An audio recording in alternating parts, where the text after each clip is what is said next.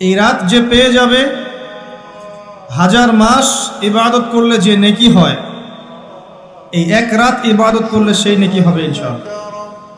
লাইলাতুল কদরি খায়রুম মিন আলফি শাহর। এবং এই রাতে কি হয়? তানাজ্জালুল মালায়েকাতু ওয়ার রূহু ফিহা বিইذনি রাব্বিহিম মিন কুল্লি আমর। এই রাতে ফেরেশতা মণ্ডলী আসমান থেকে নেমে আসেন পৃথিবীতে, এবং তাদের সর্দার হচ্ছেন জিবরাইল আলাইহিস সালাম।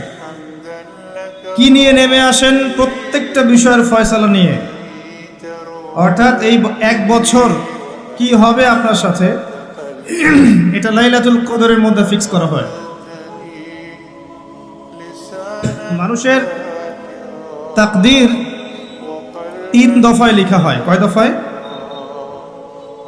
প্রথম দফা হচ্ছে আসমান এবং জমিন সৃষ্টি করার 50,000 বছর আগেই আমাদের তাকদীর লেখা হয়ে গেছে। আসমান জমিন সৃষ্টি করার 50,000 বছর আগেই আপনার আমার তাকদীর লেখা হয়ে গেছে।